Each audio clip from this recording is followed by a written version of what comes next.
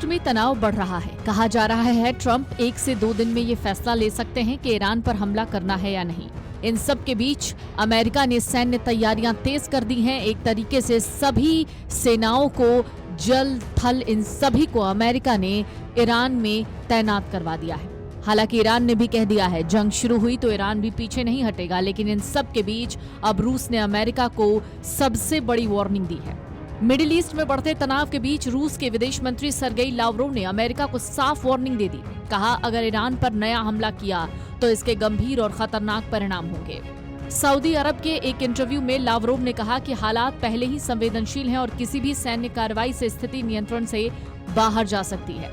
Lavrov ने कहा, परिणाम अच्छे नहीं होंगे। पहले भी ईरान के परमाणु ठिकानों पर हमले हुए हैं जिनसे परमाणु हादसे का वास्तविक खतरा पैदा हुआ था।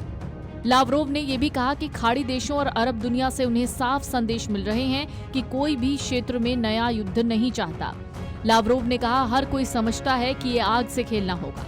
रूस का कहना है ईरान को परमाणु अप्रसार संधि के तहत शांतिपूर्ण परमाणु कार्यक्रम का अधिकार है और समाधान बातचीत से निकाला जाना चाहिए, न कि बमबारी से। लावरोव की ये चेतावनी ऐसे वक्त पर आई जब रूस, चीन और ईरान रणनीतिक होर्मुज जल डमरू मध्य और ओमान की खाड़ी में संयुक्त नौसैनिक अभ्यास कर रहे हैं। रिपोर्ट के मुताबिक ईरान ने एयर स्पेस को लेकर नोटम जारी किए हैं। कुछ विश्लेषक मानते हैं कि गन फायर जोन चिन्हित किए गए हैं। तेहरान के पास ड्रोन से जुड़ी गतिविधि देखी गई है। मिडिल ईस्ट में हालात तेजी से बदल रहे हैं। माहौल ऐसा बन गया है जैसे किसी बड़े टकराव की उल्टी गिनती शुरू हो चुकी हो, जैसे कि तीसरा विश्व युद्ध। अमेरिका ने ईरान को लेकर सख्त रुख अपनाया। अमेरिकी राष्ट्रपति ट्रंप बार बार चेतावनी दे रहे हैं कि अगर नई न्यूक्लियर डील नहीं बनी तो हालात खराब हो सकते हैं। पेंटागन ने क्षेत्र में बड़े पैमाने पर सैन्य तैनाती शुरू कर दी है। दूसरा aircraft carrier USS Gerald R Ford भेजा गया है। हजारों सैनिक और फाइटर जेट्स तैनात हैं। रिपोर्ट्स में दावा किया जा रहा है संभावित सैन्य कार्रवाई कभी भी हो सकती है।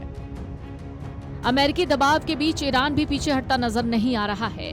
होर्मुज जल डमरू मध्य में बड़े सैन्य अभ्यास शुरू कर दिए गए हैं और रॉकेट लॉन्च की नोटिस जारी की गई है। रूस के साथ संयुक्त नौसैनिक अभ्यास की योजना भी बनाई गई है। ईरान के सुप्रीम लीडर अली खमनेई ने चेतावनी भरे अंदाज में कहा है, जरूरत पड़ी तो अमेरिकी सेना को करारा जवाब देंगे।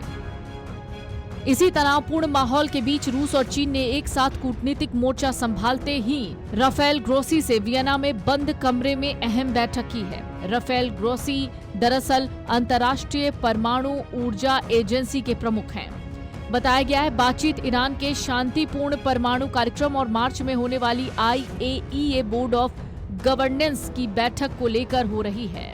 ये बैठक ऐसे समय में हुई जब ईरान और अमेरिका के बीच न्यूक्लियर डील को लेकर बातचीत तेज है। हालांकि रूस, चीन और ईरान, इन तीनों देशों ने एक संयुक्त पत्र सौंपकर आपसी समन्वय और सहयोग बढ़ाने की जरूरत पर जोर दिया है। कूटनीतिक हलकों में से आने वाले बड़े फैसलों की तैयारी माना जा रहा है। विशेषज्ञ मानते हैं रूस, चीन और ईरान की ये बातचीत और ये जो बैठक चल रही है, इसमें एक साथ मिलकर अमेरिका के खिलाफ कोई बड़ी प्लानिंग चल रही है। एक तरफ कूटनीति का रास्ता खुला है जहां नई डील की उम्मीद जिंदा है, दूसरी तरफ सैन्य विकल्प भी टेबल पर हैं। ईरान अपनी परमाणु साइट्स को मजबूत कर रहा है, संकेत दे चुका है कि हमला हुआ तो जवाब मिसाइलों से दिया जाएगा।